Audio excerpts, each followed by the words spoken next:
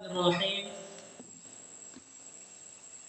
إن الحمد لله نحمده ونستعينه ونستغفره ونعوذ بالله من شرور أنفسنا ومن سيئات أعمالنا من يهده الله فلا مضل له ومن يضلله فلا هادي له وأشهد أن لا إله إلا الله وحده لا شريك له وأشهد أن محمدا عبده ورسوله أعوذ بالله من الشيطان الرجيم بسم الله الرحمن الرحيم يا أيها الذين آمنوا اتقوا الله حق تقاته ولا تموتن إلا وأنتم مسلمون يا أيها الناس اتقوا ربكم الذي خلقكم من نفس واحدة وخلق منها زوجها وبث منهما رجالا كثيرا ونساء واتقوا الله الذي تساءلون به والأرحام إن الله كان عليكم رقيبا يا أيها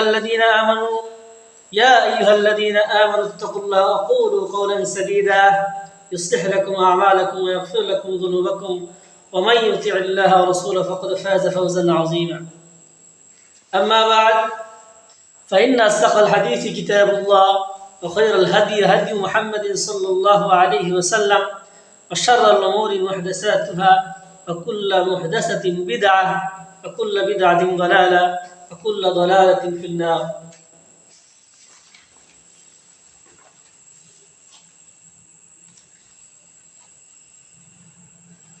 আজকে আমাদের লেকচারের আলোচ্য বিষয় হলো প্রকাশ্যে যারা কবিরা গুনাহ করে এদের শরীয়ী বিধান। আমরা সংক্ষিপ্ত পরিসরে যদি আল্লাহ তাআলা তৌফিক দান করেন ইনশাআল্লাহ প্রকাশ্যে কবিরা গুনাহ যারা করে তাদের শরীয়ী বিধান সংক্ষিপ্ত পরিসরে আলোচনা করব। আমরা আলোচনার ক্ষেত্রে যে বিষয়টা লক্ষ্য করব যে সর্বসাধারণের জন্য যেন বিষয়টা সহজ হয়, এই জন্য আমরা আলোচনাকে সাদামাটা করব। আমরা আলোচনার ক্ষেত্রে সংক্ষিপ্ত হওয়ার জন্য এই বিষয়টা খেয়াল রাখবো যেন সাধারণ মানুষ বুঝতে পারে। এই জন্য আমরা দলিলের পিছনে যাব না, দলিল মুক্ত সাধারণ কথাগুলো আমরা বলে যাব এবং আলোচনার ক্ষেত্রে আমরা খুবই সংক্ষিপ্ত অবলম্বন করব যেন আমাদের এই আলোচনার সংক্ষিপ্তে সব কথাগুলো চলে আসে। আর বিস্তারিত আলোচনা গেলে অনেক সময় সাপেক্ষের ব্যাপার। যদি কখনো আল্লাহ তাআলা তৌফিক দান করেন, যদি সম্ভব হয় পরবর্তী কখনো আমরা এই বিষয়ে বিস্তারিত আলোচনা করব ইনশাআল্লাহ। শুধুমাত্র আমরা দলিল মুক্ত কথাগুলো বলে যাবো ইনশাআল্লাহ। আর আমাদের আলোচনার বিষয়ের ক্ষেত্রে যে বিষয়টা লক্ষণীয় সেটা হলো আমাদের আলোচনা যদি কোনো আলোচনা এমন হয় যে আমরা দলিলবিহীন কোনো কথা বলছি অথবা আমাদের আলোচনার পিছনে কোনো কোরআন সুন্নাহর দলিল নেই অথবা সালাফের কোনো বক্তব্য নেই, তাহলে আমরা ওই কথা থেকে ইনশাআল্লাহ আমরা ফিরে আসব। প্রিয় দর্শক, আমরা আমাদের দ্বীন ঈমানের রক্ষা এবং আমরা যেন দ্বীনের উপরে চলতে পারি, গুনাহ থেকে বাঁচতে পারি, এই জন্য আমরা আমাদের এই আলোচনা করা, যেন আমরা দ্বীন ঈমানকে রক্ষা করতে পারি এবং আল্লাহ তাআলার মানুষ অনুযায়ী আমাদের জীবনকে করতে পারি, সেই জন্যই আমাদের আলোচনা। এখানে বিস্তারিত কোনো আলোচনা এবং দলিল ভিত্তিক কোনো আলোচনা আমরা এখানে আজকে করব না। আমাদের উদ্দেশ্য হলো যেন আমরা আমাদের ঈমানকে রক্ষা করতে পারি, ঈমান হেফাজত করতে পারি, আমাদের জীবনকে জান্নাতের জন্য উপযুক্ত করতে পারি। আল্লাহ তাআলা আমাদেরকে তৌফিক দান করুন, আমিন। যারা কবিরা গুনাহ করেন এদের বিধানের ক্ষেত্রে আমরা দুইটা দিক বিষয়ে আলোচনা করব। একটা হলো যারা প্রকাশ্যে কবিরা গুনাহ করে এদের দুইটা দিক জীবনের। একটা হলো তারা জীবদ্দশায় যদি থাকেন তাদের ক্ষেত্রে শরীয়তের বিধান এক ধরনের, আর যারা কবিরা গুনাহ করেন এদের মাঝে যারা ইন্তেকাল করেছেন অথবা মৃত্যুবরণ করেছেন এদের বিধানের ক্ষেত্রে কিছু আলাদা বিধান রয়েছে। আমরা আলোচনা চলে যাই। যারা প্রকাশ্যে কবিরা গুনাহ করে এদের প্রথম বিধান হলো আন্নাহুম মুমিনুনা নাকিসুল ঈমান, যে যারা প্রকাশ্যে কবিরা গুনাহ করে এরা তো অবশ্যই অপূর্ণ ইমানদার, পরিপূর্ণ ইমানদার নয়। তারা গুনাহের কারণে আল্লাহর আদালতে অপরাধী। হ্যাঁ, তাদের ক্ষেত্রে শরীয়তের একটা অবস্থান হলো যে আল্লাহ তাআলা এই সমস্ত কবিরা গুনাহ যারা লিপ্ত আছেন তাদেরকে আল্লাহ তাআলা শাস্তিও দিতেও পারেন, আবার ক্ষমা করে দিতে পারেন যদি চান। এটা হলো প্রথম অবস্থান শরীয়তের। 2 নম্বর বিধান হলো এদের ব্যাপারে মুসলমানরা ঘৃণা বিদ্বেষ লালন করবে তাদের গুনাহের অনুপাতে। যাদের গুনার পরিমাণ যতটুকু, সেই গুনার পরিমাণ অনুযায়ী ইমানদার তাদের সাথে ঘৃণা রাখবে। আন্নাহুম ইউবগাদুনা আলা কদরি মাআসিহিম, তাদের গুনাহ অনুপাতে ইমানদার তাদের সাথে ঘৃণা বিদ্বেষ লালন করবে। এটা শরীয়তের পরিভাষা এবং শরীয়তের একটা বিধান। আল ওয়ালা ওয়াল বারা, ইমানের জন্য ভালোবাসা, আল্লাহর জন্য ভালোবাসা, দ্বীনের জন্য ভালোবাসা এবং আল্লাহর জন্য ঘৃণা করা, দ্বীনের জন্য ঘৃণা করা, আল্লাহ তাআলার এই রিসালাতের জন্য মানুষকে ঘৃণা করা। অর্থাৎ ভালোবাসা ঘৃণার মানদণ্ডে এই ব্যক্তি উপরে যাবে যে ব্যক্তি গুনাহে লিপ্ত আছে আবার সে ইমানদার। তার গুনাহ অনুপাতে শরীয়তের বিধান হলো তার সাথে ঘৃণা বিদ্বেষ লালন করবে। এখানে বিস্তারিত আবার আলোচনা আছে ওয়ালা ওয়াল বারা, যে ওয়ালা বারা এই বিধানের আলোকে পৃথিবীর মানুষ 3 ভাগে বিভক্ত। যিনি কাফের তার সাথে পুরোপুরি ঘৃণা বিদ্বেষ লালন করবে, সম্পর্ক ছিন্ন রাখবে তাদের সাথে। আর যে পুরোপুরি মুসলমান তার সাথে মুসলমান নিত্যতার ভালোবাসার বন্ধুত্বের সম্পর্ক রাখবে। আর যারা ফাসিক, আমাদের যেই আলোচ্য বিষয় সেটা হলো একজন ইমানদার ব্যক্তি প্রকাশ্যে কবিরা গুনাহ করে, তার সাথে আমাদের আচরণ হলো তার সাথে ঘৃণা বিদ্বেষ লালন করব তাদের গুনার অনুপাতে। এটা হলো শরীয়তের বিধান। 3 নম্বর বিধান হলো কোনো ব্যক্তি যদি মারা যায়, যে কোনো ব্যক্তির ব্যাপারেই শরীয়তের বিধান, যে কোনো ব্যক্তির ব্যাপারে আমরা সুনিশ্চিত জান্নাতের হুকুম লাগাবো না এবং সুনিশ্চিত জাহান্নামের হুকুম লাগাবো না।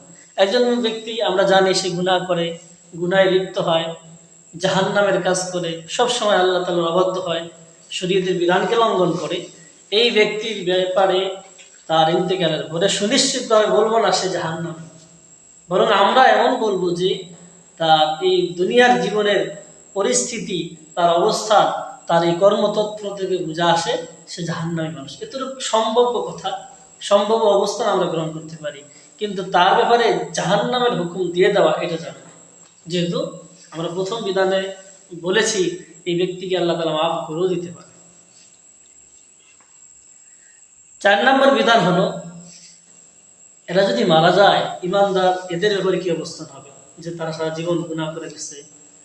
আমরা সবসময় দেখেছি যে একটা লোক সবসময় কবিরা গুনাহ করে, প্রকাশ্যে কবিরা গুনাহ করে, আমরা দেখছি। এই ব্যক্তির ব্যাপারে আমাদের ধারণা এমন হবে যে তার পরিণতিটা, শেষ পরিণতিটা, অর্থাৎ যে অবস্থায় সে মারা গেছে তার অবস্থাটা মন্দের ছিল, এতটুকু ধারণা করতে পারি, কিন্তু সুনিশ্চিত তাকে জাহান্নামী বলা যায় না। 4 নম্বর বিধান। 5 নম্বর বিধান হলো আন্নাহুম ইযা মারিদু লা ইউআদুনা হাজরান লাহুম ওয়া ঝাজরান লিগাইরি। পঞ্চম বিধান হলো যখন কোনো ব্যক্তি অসুস্থ হয়, প্রকাশ্যে কবিরা গুনাহকারী ব্যক্তিদের মাঝে তাদের সেবা শুশ্রূষা করবো না, তাদেরকে দেখতে যাবে না। হাজরান লাহুম, এটা তাকে পরিত্যাগ করার জন্য শরীয়তের একটা বিধান আছে। কোনো ব্যক্তি যদি গুনাহ করে তাকে পরিত্যাগ করা এটা শরীয়তের স্বাভাবিক বিধান। আমরা জানি তাবুক যুদ্ধে যে সমস্ত সাহাবায়ে কেরাম, উল্লেখযোগ্য 3 জন সাহাবায়ে কেরাম তাবুক যুদ্ধে অংশগ্রহণ করেনি, পরে রাসূল সাল্লাল্লাহু আলাইহি ওয়াসাল্লাম এবং সকল সাহাবী তাদেরকে বয়কট করেছে, তাদের সাথে কথা বলেন নাই, সালাম কালাম করেন নাই। এই যে তাদের এই আচরণ থেকে শরীয়তের এই বিধান সাব্যস্ত হয়, যারা নাকি গুনাহ করবে, প্রকাশ্যে কবিরা গুনাহ করবে, তাদেরকে পরিত্যাগ করা এটা শরীয়তের বিধান। এটা কেন করব আমরা? যেহেতু সে আল্লাহর বিধান লঙ্ঘন করে, আল্লাহর এই জমিনে সে আল্লাহ কথা অমান্য করে, এই জন্য শরীয়তের বিধান তাকে পরিত্যাগ করা, যেন অন্যরা এই গুনাহ থেকে বিরত থাকে।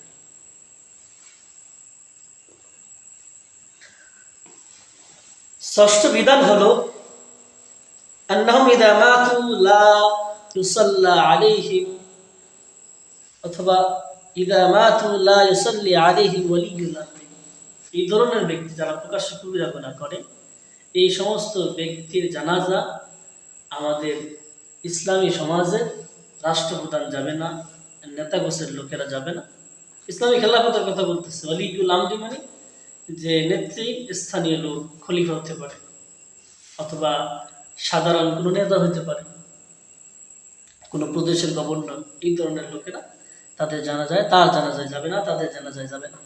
ও আইম্মাতুদ দ্বীন, যারা দ্বীনের বিষয় পণ্ডিত, এই সমস্ত ইমামগণ, আলেমগণ তাদের জানাজায় অংশগ্রহণ করবে না। কেন করবে না? জন্য এই ব্যক্তিগুলা এই গুনাহ অপরাধ থেকে দূরে থাকে এবং তার এই জানাজা পড়িতে করছে এই সমাজের উন্নত শ্রেণীর লোকেরা, সমাজের গণ্যমান্য লোকেরা, তখন পরবর্তী যারা এই গুনাহের কাজ করবে তখন তারা ভাববে যে আমার তো অবস্থা এমন হবে যদি আমি এই অবস্থায় মারা যাই। তখন ভয়ে অন্যান্য লোকেরাই গুনাহে লিপ্ত হবে না, যেহেতু তার জানাজাকে পরিত্যাগ করা হচ্ছে, তার জানাজা পড়া হচ্ছে না, ভালো মানুষ তাদের জানাজায় অংশগ্রহণ করছে না। তখন এই অবস্থা থেকে, এই পরিস্থিতি থেকে তারা শিক্ষা গ্রহণ করবে এবং সমাজের যারা গণ্যমান্য অভিজাত শ্রেণীর লোক, উন্নত মানের লোক, এরাও এদের জানাজা অংশগ্রহণ করবে না। কেন করবে না? তাদেরকে শাস্তি দেওয়ার জন্য এবং যেন অন্য ব্যক্তিরা গুনাহের কাজ থেকে বিরত থাকে, এর জন্য। আল্লাহ তাআলা আমাদেরকে তৌফিক দান করুন। সপ্তম বিধান হলো আন্নাহুম লা ইউদআ লাহুম বা'দা মামাতিহিম। এই যে যারা কবিরা গুনাহ প্রকাশ্যে করে গেছে, আমরা একটু বলে নেই প্রকাশ্যে কবিরা গুনাহ কাকে বলে। প্রকাশ্যে কবিরা গুনাহ হাদিসে তো আরো যে গুনাহটা সে প্রকাশ্যে মানুষের সামনে করে নাই, কিন্তু একাকী করছে। যেমন উদাহরণস্বরূপ, সে তার স্ত্রীর সাথে যে স্ত্রী সুলভ আচরণ করছে বাসা বাড়িতে, এই গুনাহ, এই কাজটা যেটা বৈধ কাজ ছিল, এটাকে লোক সমাজে বন্ধুর কাছে, ভাইয়ের কাছে বলে বেড়ানো, এটাও হাদিস বলছে এটাও প্রকাশ্যে কবিরা গুনাহ। কাজটা, কর্মটা করছে ভিতরে এবং এটা বৈধ ছিল, এটা যখন সে মানুষের কাছে, বন্ধুর কাছে, ভাইয়ের কাছে, যে কোনো লোকের কাছে সে এটা বর্ণনা দিল, তখন এটা প্রকাশ্যে কবিরা গুনাহ। তাহলে প্রকাশ্যে কবিরা গুনাহ হাদিস কিভাবে বলছে? হাদিস বলতেছে গুনাহ, সে কাজটা করছে বৈধ সওয়াবের কাজ, কিন্তু এই ধরনের কথা অন্য মানুষকে বলা, হাদিস বলছে এটা কবিরা গুনাহ। অতএব এই যে গুনাহটা সে যখন বিবরণ দিল, তখন এটা প্রকাশ্যে কবিরা গুনাহ হয়ে গেছে। অতএব আমরা যদি কোনো ব্যক্তিকে এই প্রকাশ্যে কবিরা গুনাহকে দেখি, অনেক লোক যখন দেখে অথবা এক দুইজন তাকে দেখে সে প্রকাশ্যে কবিরা গুনাহ করছে, তখনই সে সাব্যস্ত হবে, প্রমাণিত হবে সে প্রকাশ্যে কবিরা গুনাহকারী।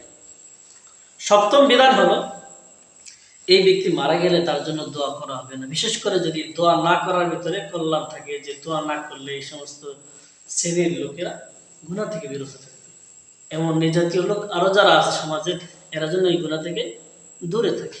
দোয়া করা হবে না এর অর্থ এটা যে দোয়া করলে গুনাহ হবে এমন না। কোন দোয়া করাটা থেকে সে দূরে থাকবে, এই জন্য যেন সমাজের অন্য মানুষ যারা আছে তারা যেন গুনাহ থেকে বিরত থাকে। যখন এই পরিস্থিতি থাকবে, এর জন্য সমাজের আলেম শ্রেণীর লোক, ভালো মানুষ যখন তাদের জন্য দোয়া করছে না। আল্লাহ তাআলা আমাদেরকে এই অবস্থা থেকে বাঁচান। আমাদের শেষ পরিণতি যেন ইমানের উপর হয়, আমলের উপরে হয়। অষ্টম বিধান হলো আদামি ছাত্রী, তাদের যে গোপন সিকিউরিটি, অর্থাৎ তাদের গোপন যে নিরাপত্তা, ব্যক্তিগত বিষয় জীবনে তাদের সেই সিকিউরিটি থাকবে না জীবনে, অর্থাৎ তাদের গোপন বিষয় ফাঁস করে দেওয়া, এটা আসলে আনজায়েজ। কারণ তাদের সেই ব্যক্তিত্ব আল্লাহর সাথে, সে আল্লাহর বিধানের লঙ্ঘন করার কারণে, আল্লাহর সাথে অবদ্ধ হওয়ার কারণে এই ব্যক্তির এই মর্যাদাটা নষ্ট হয়ে গেছে। শরীয়ত বলে এই যে তার গোপনীয় বিষয়, এটা রক্ষিত থাকা, এর উপযুক্ত সে আর নাই যখন সে গুনাহ করছে, প্রকাশ্যে কবিরা গুনাহ করছে।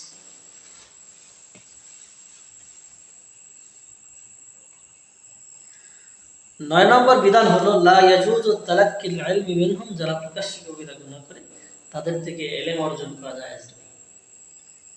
এখন আমরা দেখি সমাজের কত মানুষ দাড়ি কাটা মানুষ থেকে ইলম শিখে, এবং আমরা দেখি পর্দার বিধান লঙ্ঘন করে শেখানো হচ্ছে পড়াশোনা, এবং এমন অনেক মানুষ আছে যারা কবিরা গুনার সাথে যুক্ত। কবিরা গুনাহ তো বিধান কবিরা গুনার লিস্টে তো অনেক বিশাল, যে কোনো বিধানের সাথে যখন সে এই কবিরা গুনার সাথে যুক্ত হবে এবং প্রকাশ্যে করবে, এই ধরনের ব্যক্তিকে নিজের শিক্ষক বানানো যায়।